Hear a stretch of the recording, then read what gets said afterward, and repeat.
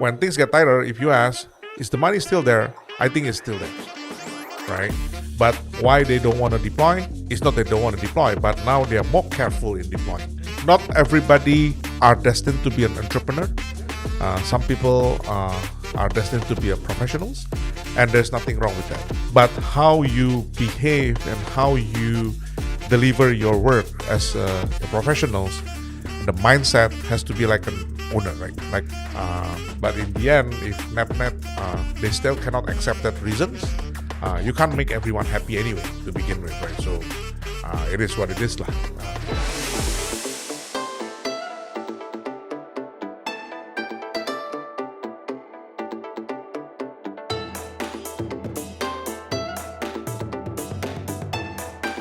Hello listeners, welcome to the Crouching Tiger, Hidden Dragon podcast.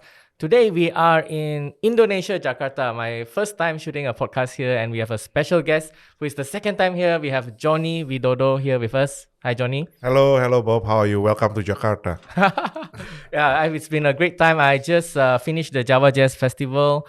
And Johnny, just a quick introduction. If you want, you watch the previous episode I did with him. I thought I put the title there, Strongest CEO in Indonesia. Just a quick introduction. He is a CEO of Ringan, Vice Chair of ELR, AFPI, NBS Alumni Advisory Council Board, President of NTU Alumni. So he, just now when we came, he speak a lot of Chinese to me. So, and the Chinese accent, very Singaporean, yes, right? Yes. So very Singaporean, and also a strategic advisor to many companies as well. So Johnny, so my first question to you here, since we are in Jakarta, right? Yeah. Later we go for lunch, but what is the one thing you would recommend for me to eat here if I was here? If you like spicy food, definitely the Padang food. Nasi Padang? Nasi Padang. Oh, okay. If you don't like spicy food, then all the other regions will be nice also. We can eat some local dish here. Yeah. I am more into mee actually. Noodle can. Yeah, can. Also have a lot of noodles places here. But normally people eat noodles in the morning though. But still can. Still can. Yeah. Like if I had one meal here, doesn't matter what time, what would you eat? If I had one meal here, I lay over, what would you eat? Me? For you? For anything lah. Anything. If I have one meal here, doesn't matter. Nasi Padang, man. Nasi Padang. Nasi Padang. Yeah. Okay. Yeah, the Padang. Yes, Nasi Padang is very famous here. Yes, in Malaysia, we also have a lot of Nasi Padang restaurant from Indonesia. Yes, also in Malaysia. but different taste. Different taste, Different taste. Yeah. What is good about Nasi Padang? Very flavorful. All the different dishes, gulai, rendang, ayam panggang, very different. All the places are different. Yeah. Okay. Maybe we can try, but I cannot take too much spicy. We can decide later. Yes. So last time when we spoke, there's a lot of photos of you, even your LinkedIn, right? You pull a bus, you pull a car, you pull a bus. So you're the strongest CEO. So today I finally meet the muscles itself. So a little bit for fun. Yeah. So tell us more about that. Like you take part in competition. Last time you told me, and you are now. What do you do when it comes to the strongest competition? Still exercising. I think coming August there will be a qualifier for the next competitions. So in December we plan to do the strongest nation. So we'll invite our neighbor countries, including Singapore, Malaysia, Brunei, and all that. So it'll be a team of 5. Each team will compete basically for the strongest nation title in December. Last time I remember you won a bronze medal, right? Yeah, for the open novice. Novice. Yeah. Oh, and what is the heaviest thing you pull before? Truck, about 10 ton. 10 ton. Bus, 10 ton. Wow. Yeah. There are a lot of photos of this as well. Yeah. So it's very impressive. The last time when we spoke, you said, you get up early in the morning and then you exercise before. Correct. Including this morning, by the way. Including so what do you do this morning? I did the pool workout. Even though last night, yesterday I just landed actually from Croatia. Okay. So it was more than 24 hours journey overall, net. Because I was drop off in the middle of the sea. And then I need to take a small boat to the land. And then there's another driving for another 3 hours before I get to the airport. In Croatia? Yes. What? Yes, because I spent about almost a week in the sea. Oh. So we only go to the different cities. So the last cities was so far away from the airport, right? So nap total with the layover in Doha, I think probably I take about what, close to 27 hours, yeah, to reach home, yeah. Wow. And then yeah. So this morning I 27 still hours. yeah. Like from Europe to Doha is already 10 hours, is it? Europe to Doha 8. 8. And then 8 Doha to here another 5. 5. Layover 4, and then 3 hours in the car, including the waiting, and then the small fender to bring me to the land. It's quite an interesting experience. Like it's normally when people go to Europe, they go to a few countries because like Europe tour. Yeah. And so like why do you specifically choose Croatia? This one is we sleep in the boat. We sleep in the boat basically. So it's just then the boat is stationed in Croatia, and then we just walk to different cities. So we specifically, a group of us, go to the places where most people cannot go with land. Yeah. So go to the Hover, Trogir, Corsella, all the places where Game of Thrones and all the I wanted to say Game of Thrones. Mamma Mia takes videos. Oh. The scene. Yeah. Are you a Game of Thrones fan? Not really. Oh, I but you just- like the scenic.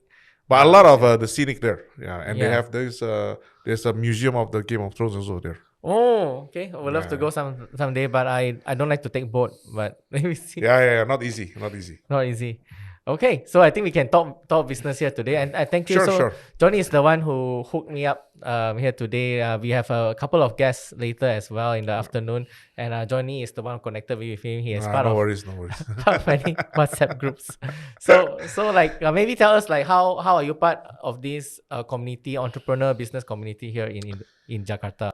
It's really by friends, right? So the moment you get to know somebody and all that, and then that friend will just ask your permission. Can I add you up in that WhatsApp group and all that? And then by going to many of the different networking events, you get to know a lot of people in the end, right? So I mean, through my alumni network, through my work, friendships, basically, they just link up by itself lah in the end. Yeah, so like when Johnny helped me, I said, hey Johnny, I called Johnny actually on WhatsApp, and then I said, hey, I'm actually planned to do a podcast interview. Yeah. First time in a studio in a foreign country, actually my first time outside of Malaysia. Nice. And he said a lot of people respond, and the people that respond are very very good people. And unfortunately, I didn't reach out to all of them because I'm not so ambitious. I just do a few, then is enough for today. Yeah. And many high quality people, so I thank him as well. No worries. And later you see the other two guests who responded as part of his invitation. So you can see the power of it as well. No worries. Yeah. So today you are the CEO of Ringan. So maybe tell our audience again, what does Ringan do? So we are actually a peer-to-peer lending business. So it's a crowdfunding model. So we gather money from the lenders and then facilitate the loans to the potential borrowers. So our role is really more as a platform where we try to do the assessment, the credit ratings, and basically taking certain cuts of the fees, but the interest rate basically pass through between the lender and the borrower. And the lender, the borrower normally businesses, individuals? It's a mix. So it's a mix of the salary worker and small business owners, but majority still small business owners. So it's like standardized like credit rating so that everyone else can access the same. Yes. So we have our proprietary credit rating model, but of course one of the components will be those from the public informations that we have to check.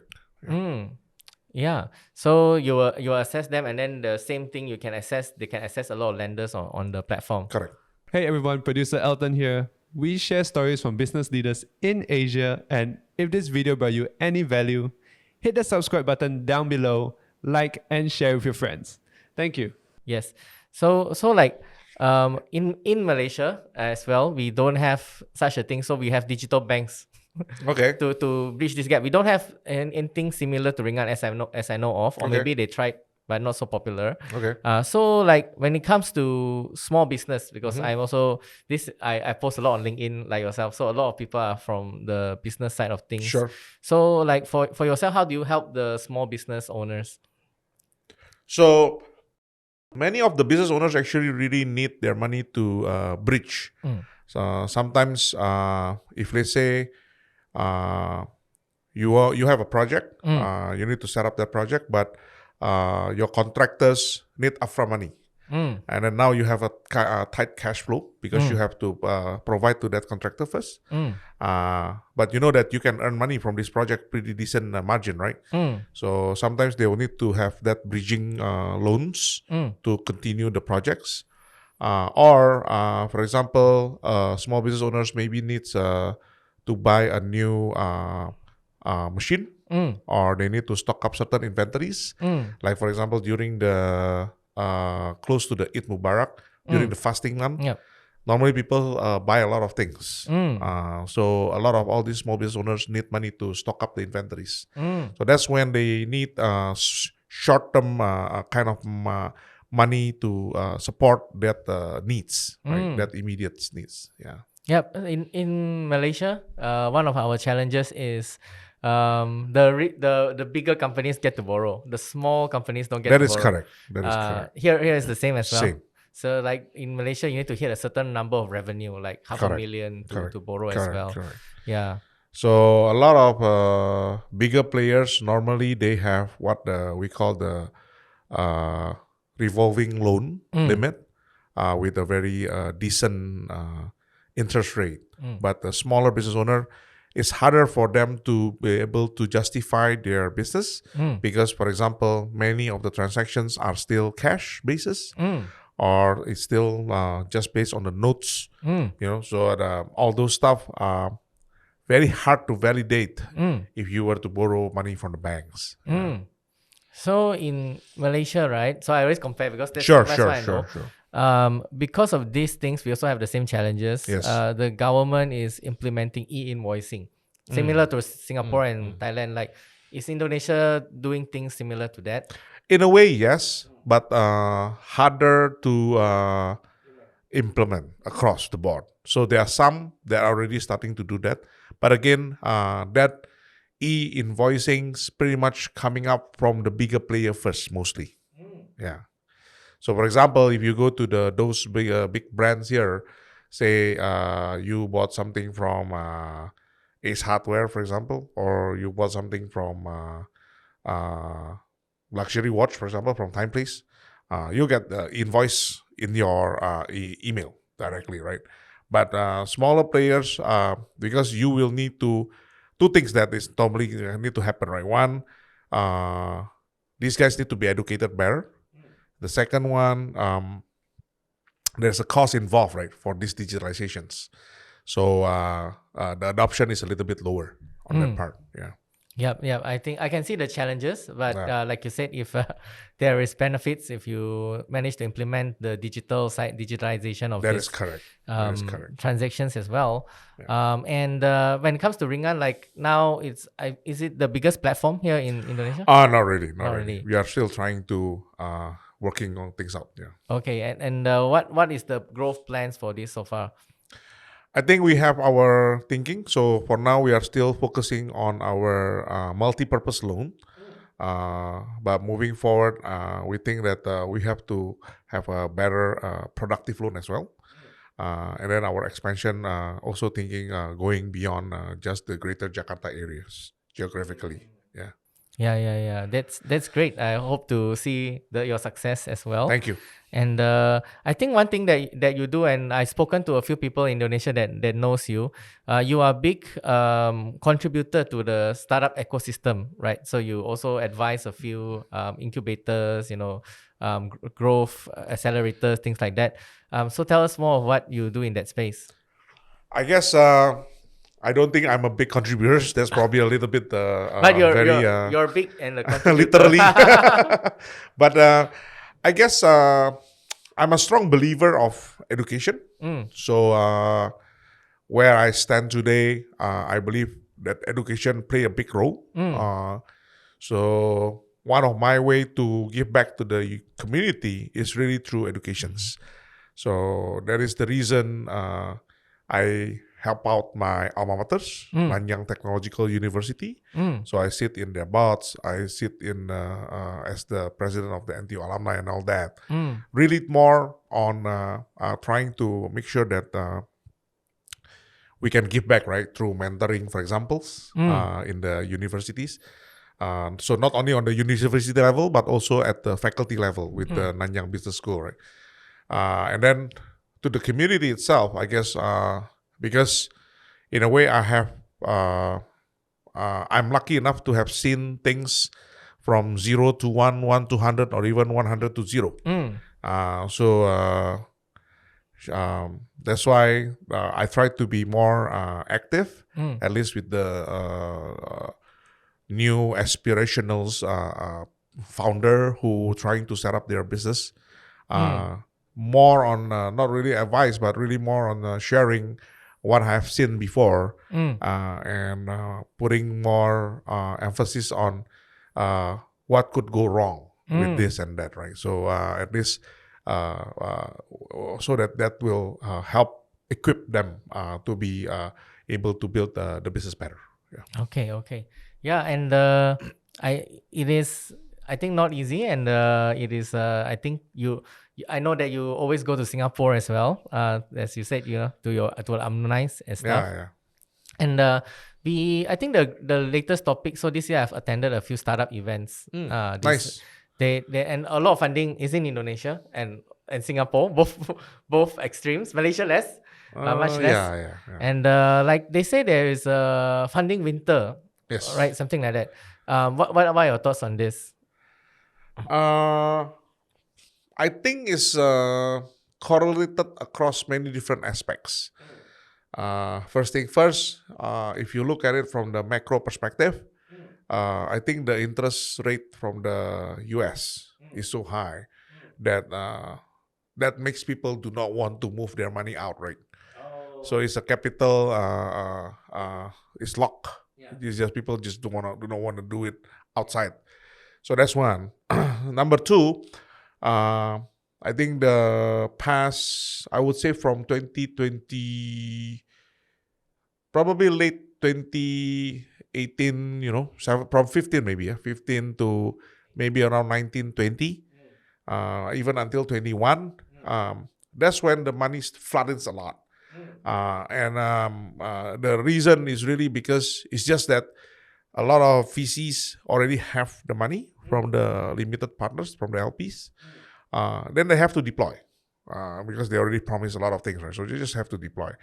The challenge is that time when you put that deployment, you can tell very rosy story saying like, okay, the next 5 years, 7 years, or even 10 years, this company will become ABCDE, right? Become unicorn. But whatever, right? Profitable, unicorn, or EBITDA positive, whatever terms that you want to use, right? But the reality check is, fast forward after 5-7 years, not many that really turn out to be that way. And that's when the LP start to push the VC and saying like, hey, why like this, why like that, right? And that's when I think things start to be a little bit shifting on that aspect. So if you see, number one, money is already locked from the interest rate. Second, now because of whatever that we put in before does not realize into what you expect, so things get tighter. So when things get tighter, if you ask, is the money still there? I think it's still there, right? But why they don't want to deploy? It's not that they don't want to deploy, but now they are more careful in deploying. So in a way, previously, say when they want to deploy, they will just look at one thing. Now when they want to deploy, they will look at three things. So maybe previously, if you just bring a PowerPoint deck, they can deploy money. Now you have to bring some POC, for example, right? You need to bring some tractions, for example. So that's the two biggest reasons, I would say, from the money perspective. But on top of that, you also see another thing is the founder perspective, right? So if previously founder thinks like, if I want to get money is easy, I need to raise fund now. But now they also know it's hard. Then they say maybe I should wait and do it a bit later because to me it doesn't make sense, right? If I raise now, instead of I get X amount for 10%, now the guy probably will ask 30%, right? So might as well just hold it first. I think that's from the founder side, right? And from the macro perspective, from that overall views, from my point of view, I think we have gone through the 2.0 digitalizations. So that's when all this payment, lending, whatever that has happened from China, US, and all that come to Asia. The 3.0, so that refers to, say, artificial intelligence, crypto, blockchain, Web3, and all that, right? I think that is not mature yet. And that is still waiting for that side in the overseas, right, to be more mature and then come to Asia, and then we can work on top of it, right? So if you would imagine 2010, that's when the 2.0 is maturing, and then come to Indonesia, and then we blossom about 10, 15 years later. Yeah, which is now 2024, right? So now, today, I see this like a 2010 of the, not even yet the 2010 of the 2.0. So it's probably another 2 to 3 years, I would say. And then that's when they start to be more mature. So hopefully in the next 2026, 27 maybe. That's when I think then a lot of the incremental derivatives of that 3.0 will come out in the Southeast Asia. And that's when I think the new wave will come out. That's my view. I agree. Like the digitalization, the 2.0 has happened already and already very mature. And correct. Like now people are looking to throw money into AI, but it's not, a lot of things are not AI, there yet. not really AI. Not there yet. Yeah, right? not there yet. So a lot of all these founders who trying to come out with the ideas from 2.0 is a recycled ideas in the end. So that's coming back to the money. Why is some suddenly sounds like, hey, why suddenly now look like a winter? I think that is the reason. And when it comes to this, like what are the sectors in the ecosystem in Indonesia that is thriving? Like you have agri-tech, yourself are in fintech. Like what are the sectors that are exciting at the moment? I guess a lot of all the things now, if you specifically on the sectors, pretty much the same, yeah. Not that much that is really like thriving suddenly, like stand out by itself, right?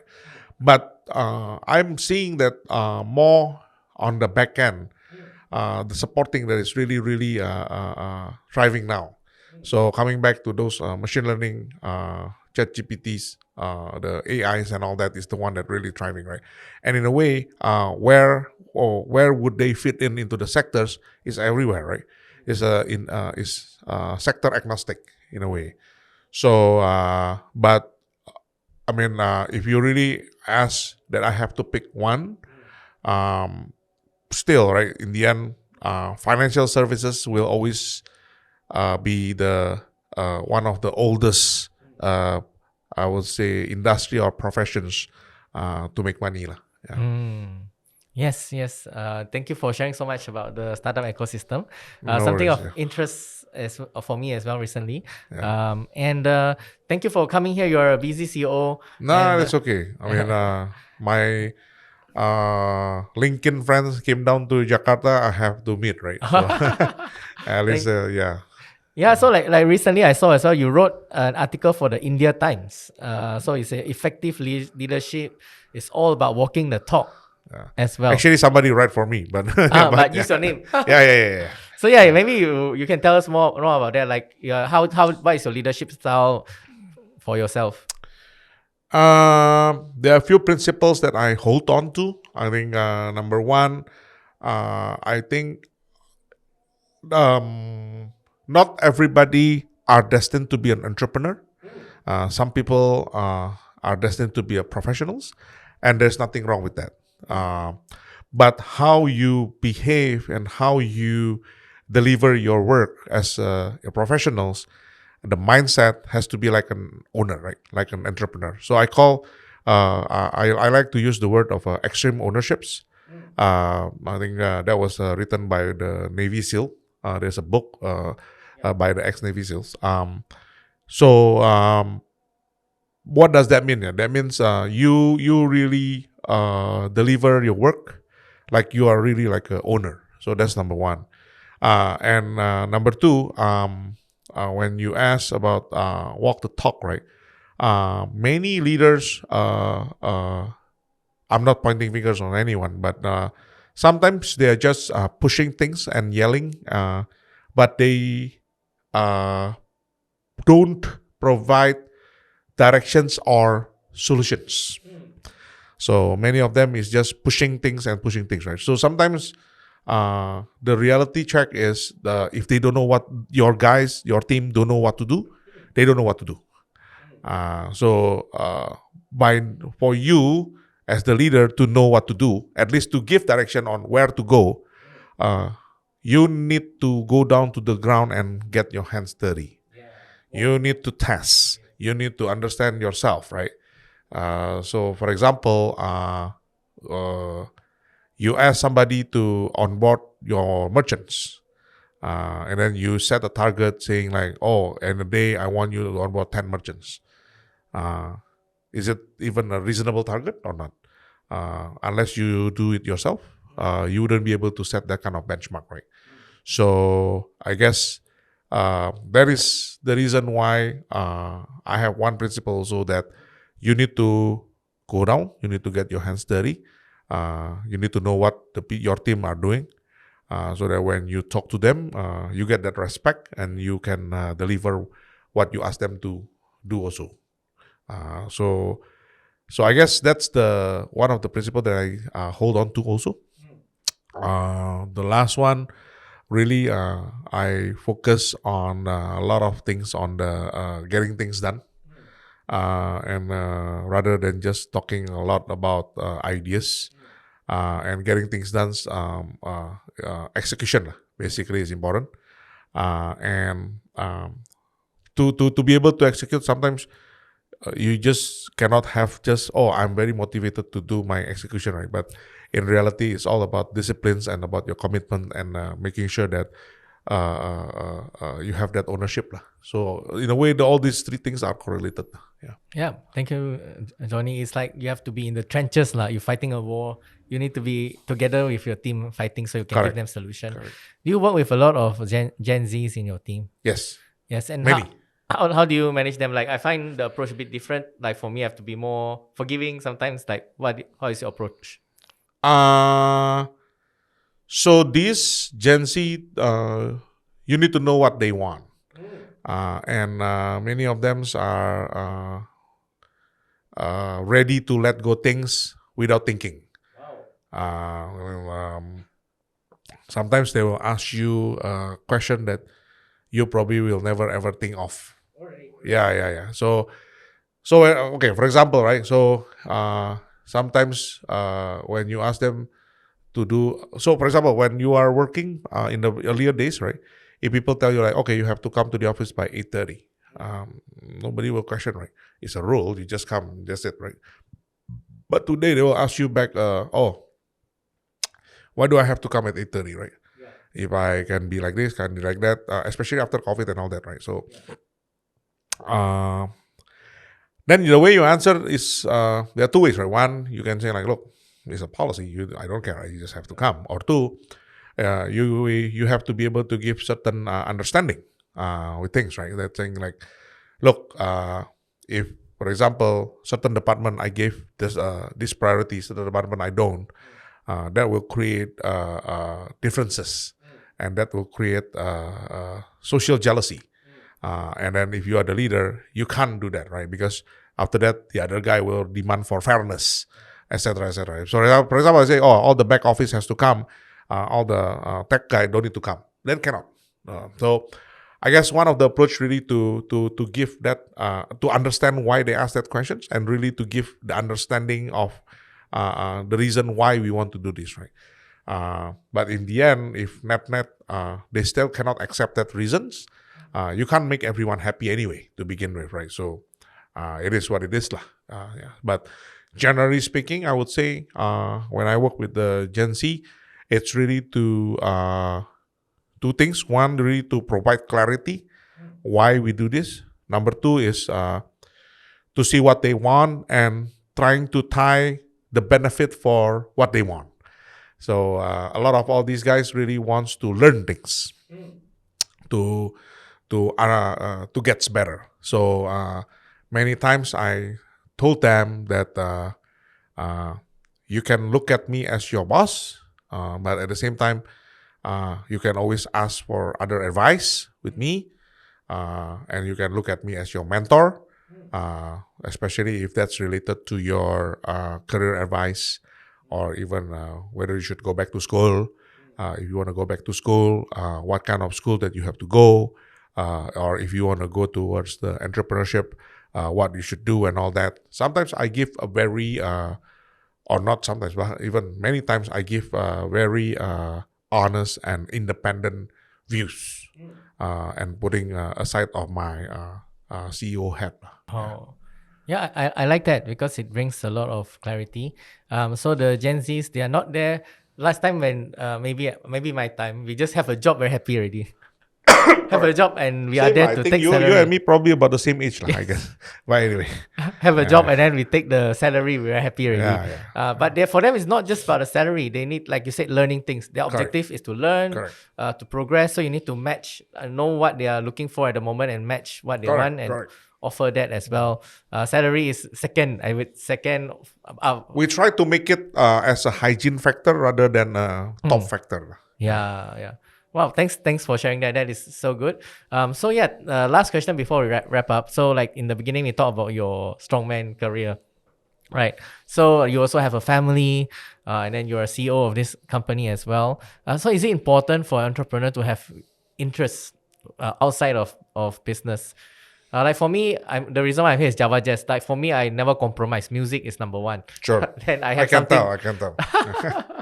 I travel for music. But for yourself, is it important that this is also part of your life?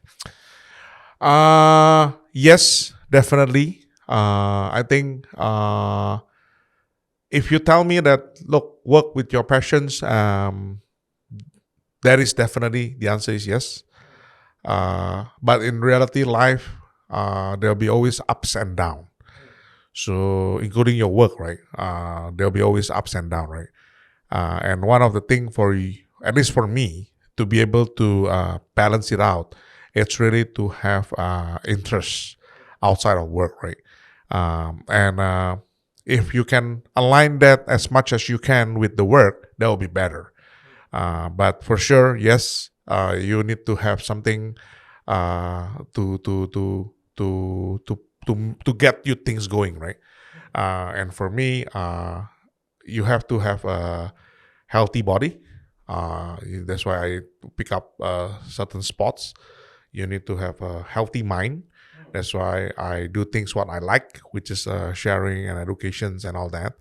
And you need to have your healthy mental, where basically you balance along with all your work and your hobbies, I would say. Yeah. Yeah. Thank you for sharing that. Yeah, good to have you again today. Good to be here. And again, welcome to Jakarta. Yeah, Bob. my first guest here is in Jakarta. Yeah. And hope to come here to Jakarta again. Thank you so much, Johnny, for taking the time. No worries. Thank you so much.